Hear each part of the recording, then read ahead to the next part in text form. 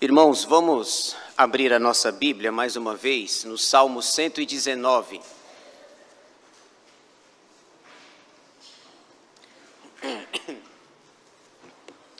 Salmo 119.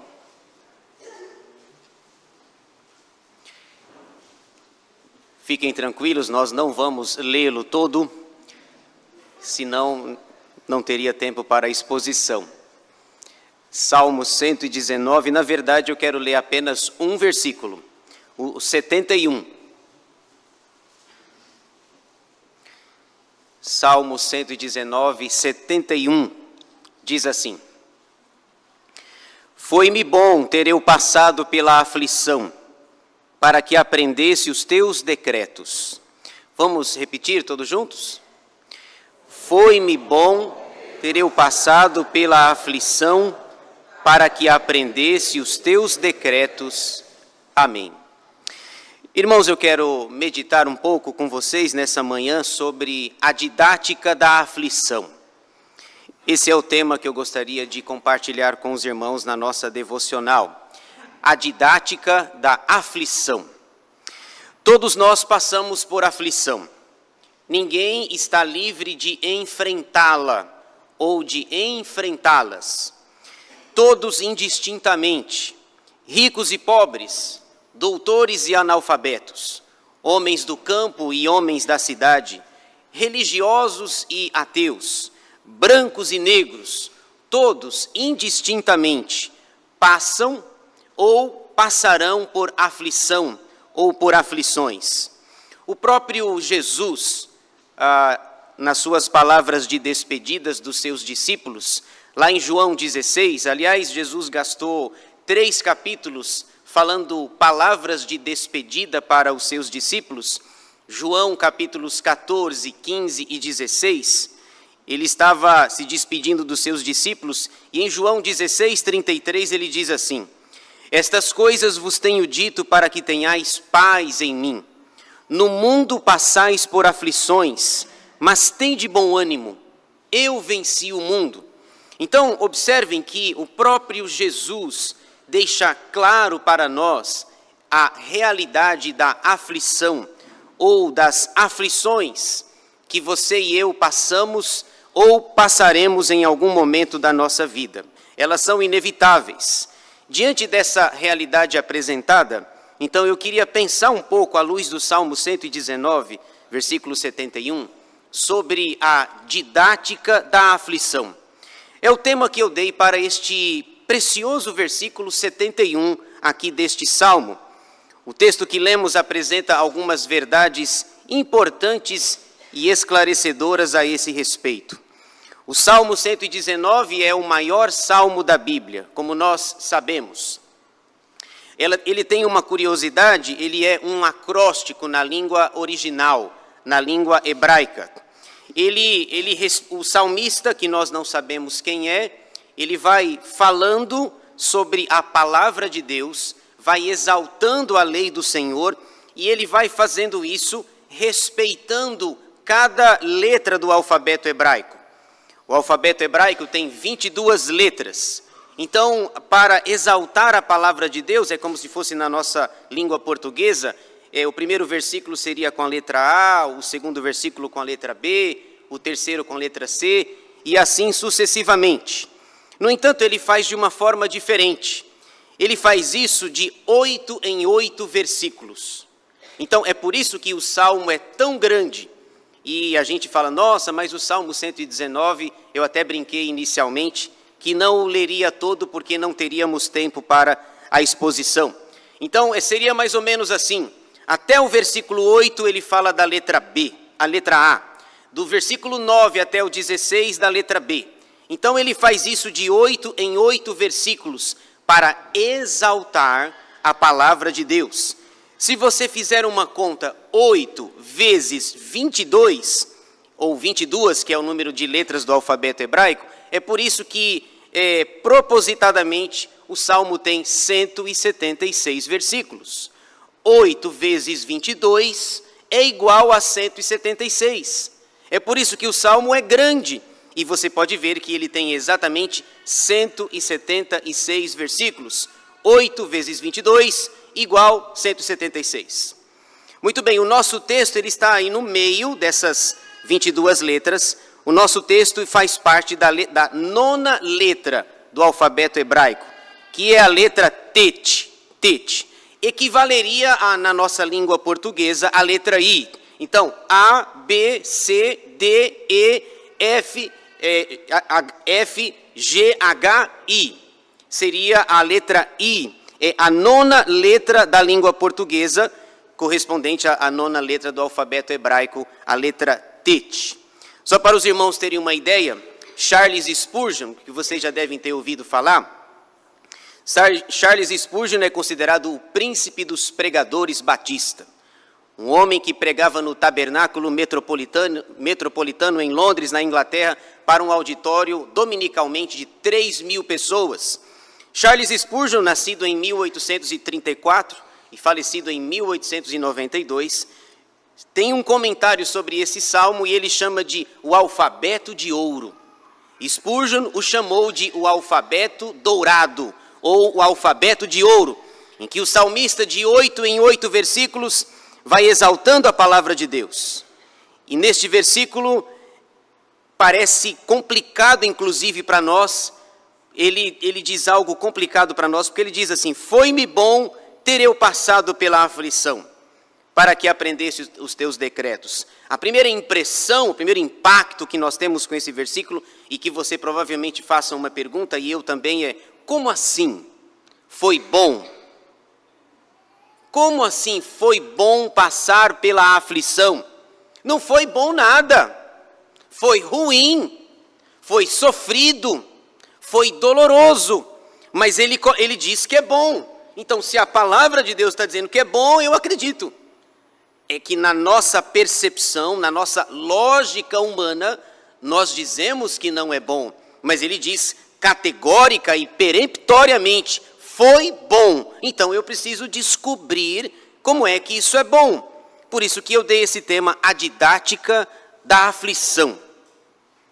Qual didática? Quais ensinos nós podemos tirar das Escrituras? Eu selecionei 2 exemplos bíblicos que me chamam a atenção, 2 personagens, brevemente, que eu queria citá-los. Um no Antigo Testamento e o outro no Novo Testamento, que aprenderam que a didática da aflição. O lado bom da aflição, se é que tem, mas nós vamos descobrir. 2 exemplos de personagens bíblicos que conseguiram entender a didática da aflição. Primeiro exemplo, José do Egito. Eu selecionei um versículo, está lá em Gênesis 50, versículo 20. Diz assim, pode ouvir, não precisa abrir, pode ouvir atentamente, Gênesis 50, versículo 20. Vós, na verdade, intentastes o mal contra mim, porém Deus o tornou em bem para fazer, como vedes agora, que se conserve muita gente em vida. Gênesis 50 é aquele texto que os irmãos de José chegam para ele, após a morte do patriarca Jacó. Eles estão morrendo de medo. Agora o pensamento deles é: papai morreu e agora José vai descontar todos os males que nós fizemos com ele. Os irmãos de José agora sabem que ele é o segundo no Egito, atrás apenas de Faraó. E os irmãos, a consciência bate. Lembra, a gente sempre fala, a fatura chega. E os irmãos se lembram do momento em que jogaram José no poço, sem água, sem comida. Ele implorava, ele gritava. Depois o venderam para a caravana dos midianitas. Depois ele ficou 2 anos preso injustamente. A gente lê o texto lá de Gênesis muito rapidamente e não percebe, mas do dia em que José estava no poço para o dia em que ele se apresentou diante de Faraó, se passaram 13 anos. 13 anos sendo injustiçado. E aí talvez como é que o José vai entender que foi-me bom ter eu passado pela aflição? E aí o tempo passou e via de regra é assim, nós só percebemos algo quando já passou, claro. E talvez anos depois, José chega para os seus irmãos temerosos e diz assim, olha, José não ignora os fatos, ele não tem amnésia. Ele diz, vocês fizeram o mal contra mim, mas Deus o transformou em bem para fazer como vedes agora que se conserve muita gente em vida. José consegue perceber a didática da aflição. A aflição, nenhum sofrimento na nossa vida é em vão. Deus não desperdiça, irmãos, nenhuma lágrima que você derrama. Nenhuma. Ele está vendo. Você pode achar que ele não está vendo, mas ele está vendo. E ele não desperdiça nenhuma lágrima, nenhum sofrimento. O José consegue perceber e dizer assim, vocês fizeram mal contra mim, mas Deus transformou em bem e agora está todo mundo com vida, porque se não acontece o que aconteceu, vocês teriam morrido de fome. Lembra quando o papai deixa tudo lá em Canaã e vai para o Egito? Chega, basta, lá na terra, o meu filho está vivo e lá tem comida? Nós é que temos uma percepção embaçada e ruim.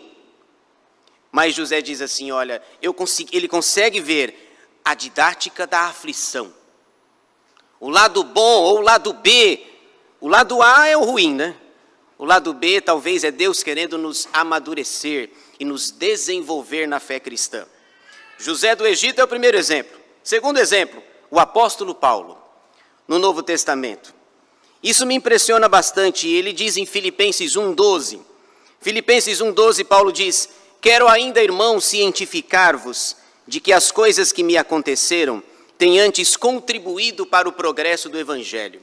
Filipenses 1,12. Aí você me pergunta, que coisas? Que coisas são essas que aconteceram com o apóstolo Paulo? Ele foi preso. Logo que se converteu, ele sai fugido pela janela, pela muralha da cidade. Em Atos 16, ele foi apedrejado em Listra. Em Tessalônica, ele foi escorraçado, saiu fugido. Em Atenas, a capital da filosofia do saber humano, ele foi chamado de tagarela. Depois, em Corinto, ele fica lá sofrendo. Depois, em Éfeso, ele também é rejeitado. Ele foi preso em Cesareia, ficou 2 anos preso em Cesareia Marítima. Depois, ele percebe a trama dos judeus que querem matá-lo, que querem julgar um tribunal parcial, ruim, diga-se de passagem. E ele diz assim, eu sou cidadão romano, apelo para César. O governador diz assim, para César apelaste, para César irás. Ele diz, então tá bom, peguemos o navio, então vamos para Roma. E ele pega 3 navios para ir para Roma, 90 dias de viagem, 3 meses. Eu já brinquei aqui com vocês, né, que se eu soubesse que Paulo está no navio, eu não entro. Porque vai afundar. Aquilo ali vai terminar mal. No 3º navio, eles chegam em pedaços de tábuas em Atos 28. E aí, depois de enfrentar frio, chuva, eles armam uma fogueira para se aquecer. Paulo pega um graveto e é mordido por uma víbora. Os homens da cidade dizem, esse homem é um assassino, é um violento, porque tendo escapado da fúria do mar, a justiça não o deixa viver. E ele escreve então a carta aos Colossenses e diz assim, as coisas que me aconteceram, os naufrágios, o apedrejamento em Listra, todas essas coisas que me aconteceram, meus irmãos, agora eu posso ver, consigo perceber que todas elas contribuem para o progresso do Evangelho. Se eu não tivesse preso aqui em Roma, vocês não teriam a carta, vocês não teriam recebido a minha carta. E nós hoje aqui na Praia Grande não teríamos a carta aos Filipenses. Porque se ele tivesse livre, ele não precisava escrever carta. Ele escreve a carta porque ele está limitado, ele está preso, ele não pode ir. E se ele tivesse solto, ele teria ido até Filipos, visitado, e você e eu não teríamos a carta aos Filipenses. E não leríamos Filipenses 1,12, que diz assim, quero ainda, irmãos, cientificar-vos que as coisas que me aconteceram têm antes contribuído para o progresso do Evangelho. Percebam o lado B, a didática da aflição. José do Egito diz: tudo isso me aconteceu para que vocês não morressem de fome. Paulo diz: todas essas coisas eu quase morri. Alguns estudiosos, aqui, Leandro Lima, por exemplo, reverendo Leandro Lima defende que quando ele foi apedrejado em Listra, e o texto fala que ele foi dado como morto, de repente ele se levanta e sacode a poeira, tira o pó das pedras e se levanta. Leandro Lima defende que ali houve uma ressurreição. Porque como assim? Alguém é apedrejado, dado como morto, se levanta e vai embora. E ele diz assim: as coisas que me aconteceram têm contribuído para o progresso do Evangelho. José diz: o que me aconteceu é para que vocês não morressem de fome. E Paulo diz: o que me aconteceu é para o progresso do Evangelho. Foi-me bom ter eu passado pela aflição. Mas agora vem a parte prática para a gente finalizar. Como é que você e eu passamos pela aflição? Reclamando. Se deixar, xingando. Xingar, não pode xingar, a gente não pode, né? Como é que nós passamos pela aflição? Reclamando bastante. Ah, a cabeça está doendo. E aí a gente só percebe que a nossa dor de cabeça ela é mínima quando você encontra o seu vizinho numa situação muito pior. Aí você diz: nossa, até passou, né? Passou. Como é que nós encaramos a aflição? O salmista diz assim: foi-me bom ter eu passado pela aflição. A didática da aflição. E aí tem um para quê no texto, né? Para quê? É objetivo, fim, propósito, finalidade. Para que eu aprendesse os teus decretos. Se nós não sofrêssemos, talvez nós não ficaríamos tão firmes diante dos problemas, das lutas, das aflições. Tanto José como o apóstolo Paulo entenderam depois que as coisas que aconteceram com eles era para que eu aprendesse os decretos de Deus. Os decretos de Deus são a sua vontade, é a sua palavra. O apóstolo Paulo diz em Filipenses, inclusive, Filipenses 1:29, que Deus nos deu duas graças. Deus nos deu não somente a graça de crer nele, mas de sofrer e de padecer. Aí você diz assim: graças a Deus que eu recebi a graça de crer. E a outra graça? Não, essa eu dispenso. Deus nos deu duas graças, Filipenses 1:29. Primeira graça de crer nele. Segunda graça de sofrer por ele. Aí você diz: crer amém, sofrer não amém. Ou misericórdia. Alguma coisa assim. Foi-me bom ter eu passado pela aflição, para que aprendesse os teus decretos. Diante da aflição, que elas já vieram e virão, a nossa percepção e o nosso olhar deve ser tentar aprender o que é que Deus quer nos ensinar nessa aflição que eu estou vivendo, nessa aflição que me sobreveio. A minha palavra é para que Deus nos dê esse olhar, essa percepção de que a aflição, tem até um segmento evangélico que diz que se você está sofrendo, se você está em aflição, ou é pecado, ou é do diabo. Não necessariamente. Percebe como nós estamos meio que distantes do que realmente a palavra de Deus diz? Foi-me bom ter eu passado pela aflição, para que aprendesse os teus decretos. Que o Senhor nos abençoe.